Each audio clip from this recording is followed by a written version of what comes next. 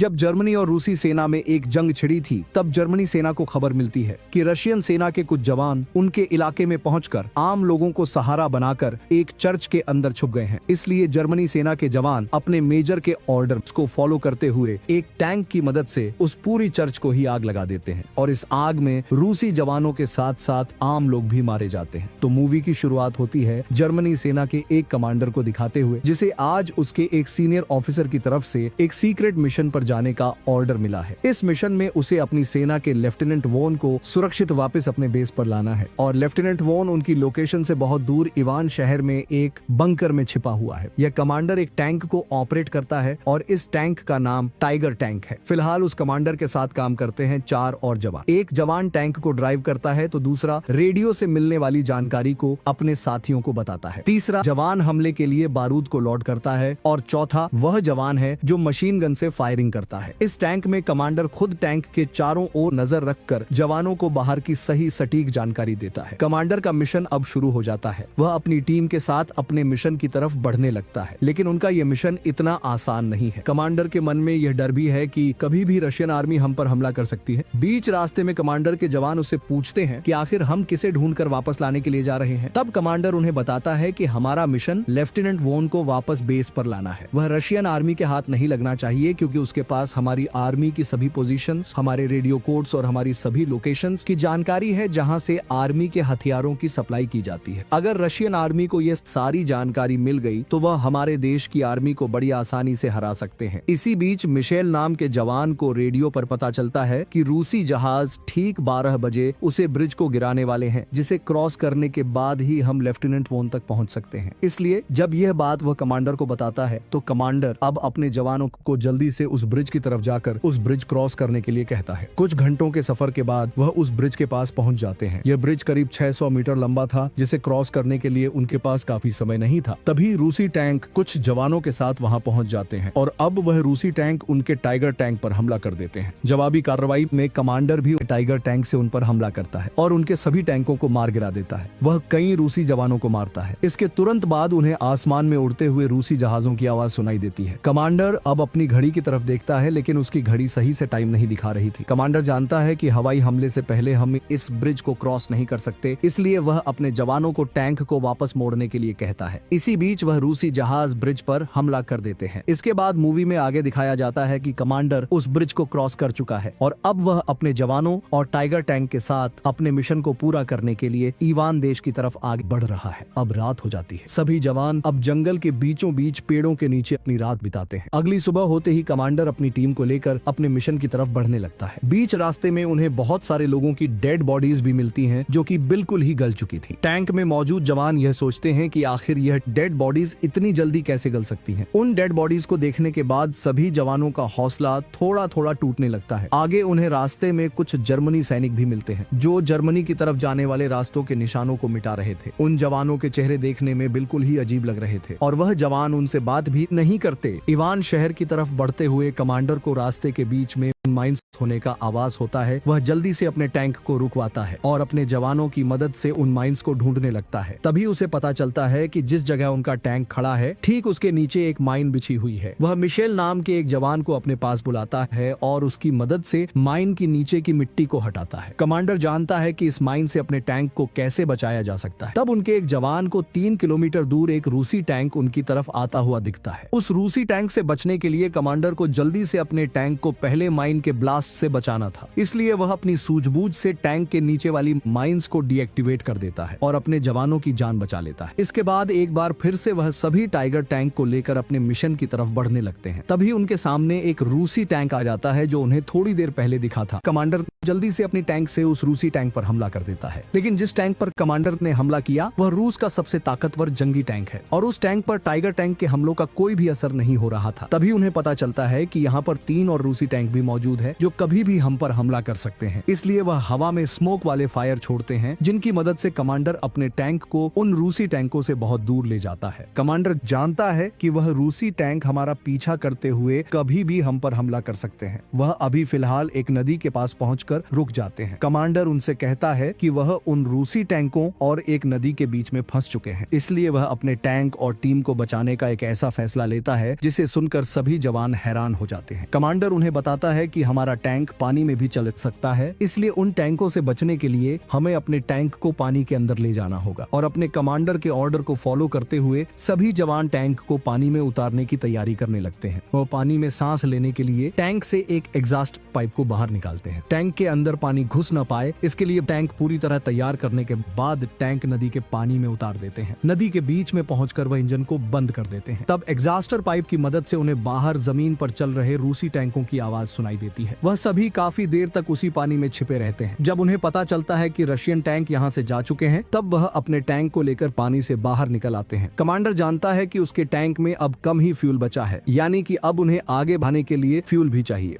अब रात भी बहुत हो जाती है, लेकिन वह रुकते नहीं। बीच रास्ते में उन्हें आग जलती हुई दिखती है और वह अपने टैंक को एक जगह रोक देते हैं और वहां मौजूद लोगों की बातों को सुनने लगते हैं। उनकी बातों को सुनने के बाद कमांडर अपनी टीम से कहता है कि ये आदमी तो अपने ही है, इसलिए कमांडर अपने टैंक को लेकर उन लोगों के पास पहुंच जाता है। वहां पर कमांडर को हर जगह जर्मनी आर्मी के जवान दिखते हैं। वह वहां मौजूद एक बड़े ऑफिसर से मिलकर उससे कहता है कि हम एक सीक्रेट मिशन पर जा रहे हैं और हमारे टैंक में फ्यूल भी कम हो चुका है। अगर हमें थोड़ा फ्यूल मिल जाए तो हम अपने मिशन को जल्द से जल्द पूरा कर सकते हैं। वह ऑफिसर कमांडर को फ्यूल दे देता है, लेकिन वह उसे कहता है कि क्या तुम्हें इस जलती हुई आग को देखकर कुछ याद आ रहा है। उस ऑफिस की इन बातों को सुनकर कमांडर को कुछ अजीब सा लगता है, लेकिन कमांडर इस बात का जवाब देना सही नहीं समझता। अपने टैंक में फ्यूल डालने के बाद अगली सुबह वह अपने मिशन की तरफ बढ़ने लगता है। तभी बीच रास्ते में उन्हें एक लकड़ी का टूटा फूटा घर दिखता है। उस घर को देखकर कमांडर अपनी टीम को रुकने के लिए कहता है। कमांडर जानता है कि अपने मिशन वाली जगह पर पहुंचने के लिए सिर्फ यही रास्ता जाता है, इसलिए अब वह चौकन्ना होकर उसी रास्ते से आगे बढ़ने लगता है। लेकिन तभी एक रूसी टैंक जो उसे टूटे फूटे घर के पीछे छुपा था, वह उन पर हमला कर देता है। कमांडर भी अब जल्दी उस टैंक पर हमला कर देता है, लेकिन वह उस रूसी टैंक का कुछ बिगाड़ नहीं पाते। कमांडर जानता है कि रूसी टैंक, जो कि दिखने में उनके टैंक से काफी बड़ा है, उसे हम सिर्फ साइड से ही अटैक करके ब्लास्ट कर सकते हैं। इसलिए कमांडर अपने टैंक को उस रूसी टैंक के दूसरी तरफ ले जाकर उस पर टारगेट लॉक कर देता है। लेकिन उनके हमला करने से पहले ही रूसी टैंक उन पर हमला कर देता है, जिसकी वजह से कमांडर का एक जवान बुरी तरह घायल हो जाता है। और तभी कमांडर का इशारा मिलते ही उसके जवान उस रूसी टैंक पर हमला करके उसे ब्लास्ट कर देते हैं। कमांडर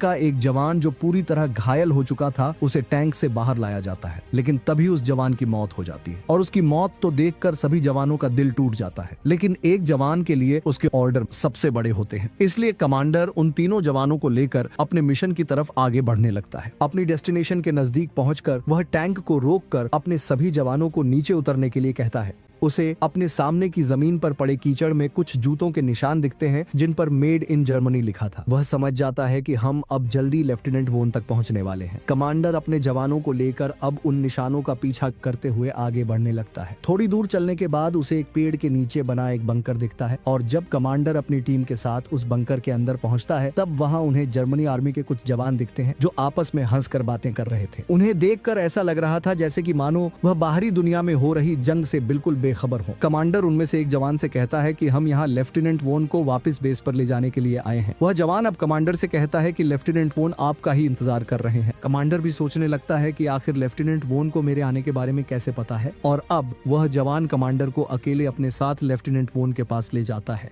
जब कमांडर लेफ्टिनेंट वोन को देखता है तो उसे पता चलता है कि ये तो पॉल है, जो उसका दोस्त होने के साथ साथ आर्मी में उसका सीनियर ऑफिसर भी हुआ करता था। लेकिन कमांडर के हिसाब से पॉल तो कब का एक जंग में मर चुका है। कमांडर को एक बार फिर से बहुत अजीब सा लगता है। कमांडर अब पॉल से कहता है कि मुझे मेरे एक सीनियर ऑफिसर ने एक सीक्रेट मिशन के तहत तुम्हें वापस बेस पर लाने का ऑर्डर दिया है। पॉल उससे कहता है कि मैं अगर तुम्हारे साथ जाने से मना कर दूं तो तुम क्या करोगे। कमांडर उसे कहता है कि ऑर्डर तो ऑर्डर ही होते हैं, और मैं अपने ऑर्डर को पूरा करने के लिए कैसे भी करके तुम्हें यहाँ से ले जाऊंगा। पॉल उससे कहता है कि बाकी बातें हम बाद में करेंगे, उससे पहले अगर तुम चाहो तो मेरे साथ डिनर कर सकते हो। वैसे डिनर टेबल पर ऐसा ताजा खाना रखा गया था जो कि इस बंकर में स्टोर करके रखना नामुमकिन था। पॉल अब कमांडर को रूस के खिलाफ लड़ी एक जंग को याद करने के लिए कहता है। वह कमांडर से कहता है कि जब बहुत समय पहले उन्हें एक चर्च के अंदर रूसी सैनिकों के छिपे होने की खबर मिली थी, तब हमने उन रूसी सैनिकों के साथ क्या किया था। उस चर्च के अंदर तो उस शहर में रहने वाले कुछ लोग भी मौजूद थे और मुझ पर उन रूसी सैनिकों को पकड़ने का जिम्मा सौंपा गया था। तब तुम भी तो वहीं पर ही थे और तुम ही मुझसे कह रहे थे कि आज अगर दुश्मन सैनिक बच गए तो वह फिर से हम पर हमला कर सकते हैं, और तुम्हारे कहने पर ही तो मैंने तुम्हें उस चर्च को आग लगाने का ऑर्डर दिया था, जिसमें सैनिकों के साथ साथ बहुत सारे आम लोग भी मारे गए थे, जबकि मैं तो दिल से किसी भी इंसान को तड़पा तड़पा कर नहीं मारना चाहता था। इसी बीच कमांडर की नजर डिनर टेबल पर रखे हुए खाने पर पड़ती है, जो कि दिखने में बहुत सड़ा हुआ लग रहा है और उस खाने में से कुछ कीड़े भी बाहर निकल रहे हैं। कमांडर बिल्कुल हैरान हो जाता है और सोचने लगता है कि आखिर उसके साथ ऐसा क्यों हो रहा है। कमांडर को अब अपने सामने जलती हुई आग दिखती है। इसी बीच पॉल उससे कहता है कि तुम इस आग की लपटों को जरा ध्यान से देखो, ये उसी आग की लपटें हैं जिसमें तुमने अपनी वाइफ और अपने बेटे को खोया है। वह उससे कहता है कि जिस चर्च को उस दिन तुमने आग लगाई थी उसमें तुम्हारी वाइफ और बेटा भी जलकर मारे गए थे। पॉल उससे यह भी कहता है कि मैं तो उसी दिन मर गया था जिस दिन मेरी वजह से वह बेगुनाह लोग मारे गए थे। वैसे क्या तुम्हें अभी तक पता नहीं चला कि तुम भी मर चुके हो? यह सुनने के बाद कमांडर अब पॉल से कहता है कि मैं तो जिंदा हूँ। तब पॉल उसे बताता है कि तुम अपने जवानों के साथ जब ब्रिज को क्रॉस कर रहे थे तब हवाई हमले में तुम्हारा टैंक नदी में डूब गया था, जिसमें तुम अपने जवानों के साथ मर चुके हो, और तुम्हें यहाँ तक मैंने ही बुलाया है ताकि तुम अपनी आंखों से